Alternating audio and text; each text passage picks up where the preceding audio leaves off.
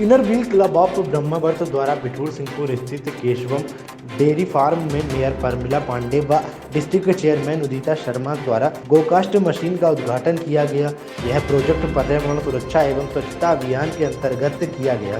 इससे गोकास्ट मशीन को डॉक्टर लता अग्रवाल द्वारा दान किया गया तथा इस मशीन की संयोजिका पूजा महेश्वरी भी वहां उपस्थित रही। इस उद्घाटन के उपरांत क्लब के सदस्यों ने वहां पिकनिक मनाई, जहां उन्होंने विभिन्न प्रकार के कार्यक्रमों का आनंद लिया। इस पिकनिक में अध्यक्ष माला सिंह, TGR संगीता अग्रवाल, सुधा, रोमा, संगीता, सिम्मी, दिव्या, विशु, कंचन, पारू, पिंकी, ऐश्वर्या व अन्य सदस्य उपस्थित रहे। मैं धन्यवाद देना चाहती हूँ कि हमारी जो बहनें हैं, मेरी बेटियाँ हैं, मेरी बहुएं, मेरी बड़ी बहनें हैं और पीछे बैठे पिता तुल्य मेरे बड़े भाई शर्मा, बड़ी बहन, मैं इन लोगों को सबको आज बहुत तहे दिल से धन्यवाद देना चाहती हूँ। जब महिलाएं कोई काम करती हैं तो हमें बहुत पसंद है, चाहे वो किसी कार्य में। अभी इससे पहले माला ने बोला, अध्यक्ष जी ने बोला, मैडम ने बोला,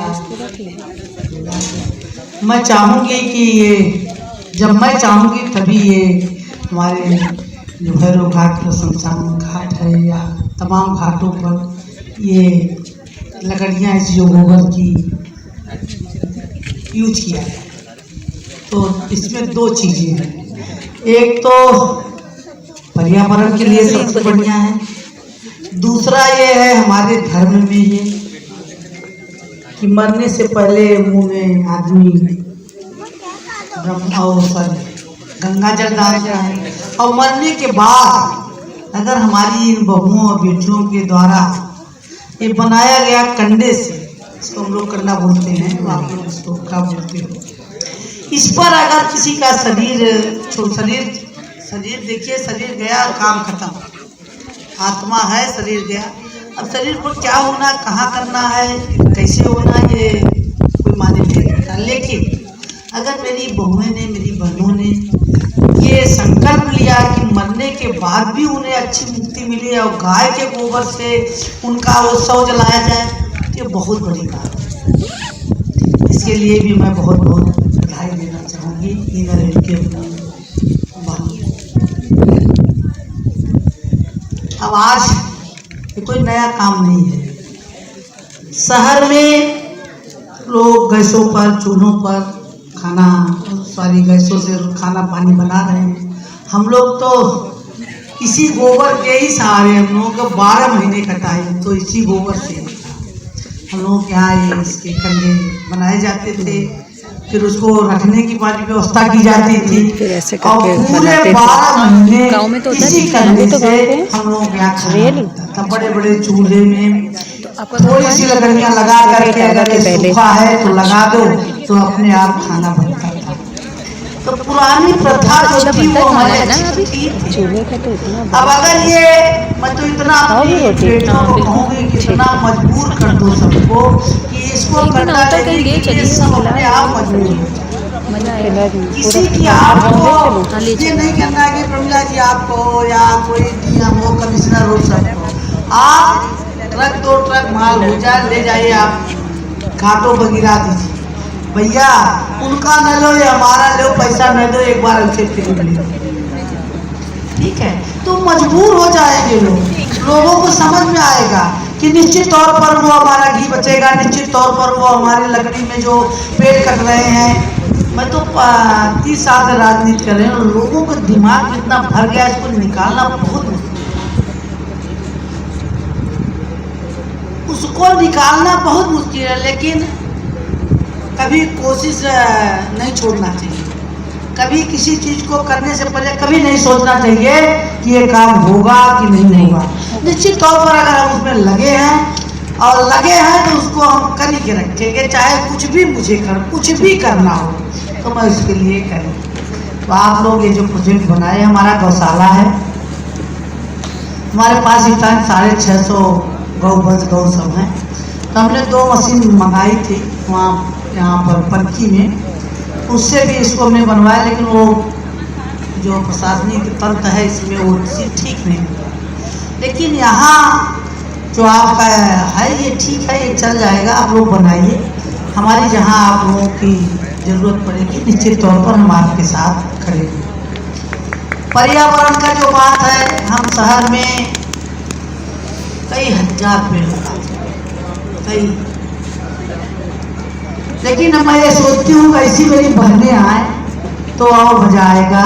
हमारे पास हजारों पार्क पड़े हैं, इनर व्हील की बहनें मेरे पास आए, एक आध पार्क लें, उस पार्क को अपने इनर व्हील क्लब के नाम से उसको बनाए, आप करें, अच्छा बनाए। आप इधर से निकलते होंगे तो आप देखती होंगी लाल इमली घड़ी के पास, लाल इमली मिल के पास, वो भी तो कोई है बना रहा।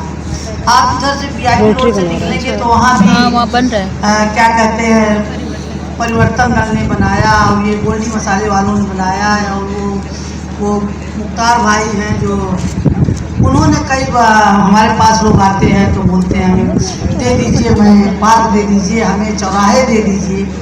तो आप एक बार निश्चित तौर पर ये जरूर करिए। निश्चित तौर पर जब आप अभी आप एक नया काम है, अभी थोड़ी दिक्कत होगी, लेकिन जिन लोगों ने इसको बनाया उनका नाम 16 अक्षरों में लिखा है।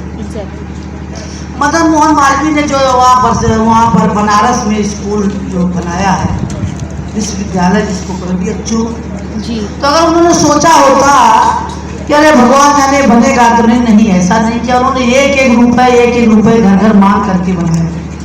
आज हमारे देश में विश्व में उस BHU का नाम और मदन मोहन जी का नाम लिया है।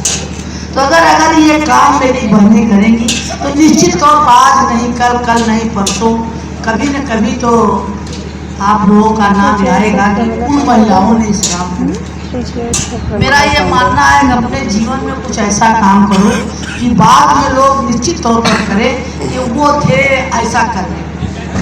अभी जिसने आपको मशीन दी, उसने बोला कि मेरी माँ ने हमको मरते जाने से पहले दिया, लेकिन मैं उनको बताना चाहूँगी माँ होती है, वो तो जब से पैदा करती है, जब तक आपके साथ रहती है, वो तो दीवार टाइप आपके बगल में खड़ी है। माँ के मुंह से निकला हुआ हर शब्द आपके जीवन को कहाँ ले जाएगा ये आप कह नहीं सकते। आप लोग तो, अब आप लोग भी हमें लगता है मैदान जंग में हो, यहाँ देखने से लग रहा है, तो आप लोग भी तमाम जगह जाती हो। मैं तो सुबह 9 बजे से लेकर रात 9 बजे तक सेवा है हमारी। मैं देखती हूँ कई लोग ऐसे हैं जो अपनी माँ को समझ नहीं पाते, और जब माँ नहीं रहती तो माँ के लिए रोते हैं। तो मुझे यही लगता है कि जाके 5-6 पड़ाका इसके मुंह में जड़ दूँ। जितने दिन माँ थी तुमने माँ की कोई कीमत नहीं समझी। तो जहाँ ऐसी बात आती है, माँ की बात आती है, मैं अपने बारे में बता दूँ। मेरी माँ पैदा तो बॉम्बे में हुई थी, लेकिन पुराने ज़माने में शादी माँ बाप चाहे जहाँ कर, बीहड़ गांव में मेरी माँ की शादी हो गई। मेरी माँ 8 साल की थी तभी शादी हो गई। मेरी माँ पढ़ी लिखी नहीं थी, लेकिन मेरी माँ का शौक बहुत बड़ा था। मैं 4 बहनें हूँ। मेरी माँ ने हम लोगों को उस जमाने में गांव में पढ़ाया जब कोई लड़कियाँ पढ़ती नहीं थी। मेरी बड़ी बहन 58-59 में पढ़ने जाती थी, तो 50 गांव में एक आध लड़की कोई पढ़ती थी। ऐसे मेरी भी शिक्षा दीक्षा जब हुई तो समझिए कि मैं अपने क्लास में मैं ही एक लड़की थी जो सबसे आगे मुंशी जी पंडित जी बैठा देते थे जमीन में। वो मेरी माँ की देन थी। मेरी माँ हमेशा सच्चाई पे चलने की उनको बताया करती। तो माँ होती है। माँ तो जब तक रहती है, जाते जवाते हमेशा आपको देखे ही जाएगी, लेकिन जो माँ के कहे हुए बातों पर चलते हैं, बात वहाँ अटक जाती है कि जो माँ बाप कहें और उनके बताए हुए रास्ते पे चलें तो निश्चित तौर पर कहीं न कहीं वो बहुत ऊंचाई हो जाएंगे। आप इस तरीके से काम करिए, निश्चित तौर पर कहीं आपका काम रहेगा। इधर मैं ये 4 महीने से चट्टे पर ही प्रयोग कर रही हूँ डेली। अब मैं तो अब गोबरों का इस तरीके से है कि नाला जाम, तो मैं तो इसको पकड़ रही हूँ। लेकिन यहाँ आकर के ये जंगल में मंगल जिन्होंने पेंटिंग बनाया, मैं इनको बहुत धन्यवाद दूँगी।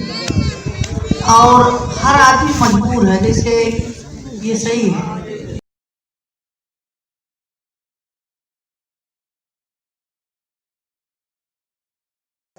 तो इसके लिए आप सभी का धन्यवाद। ये जो गो कास्ट बनाने की मशीन है, इसका विचार मेरी मम्मी की 1 साल पहले डेथ हुई थी।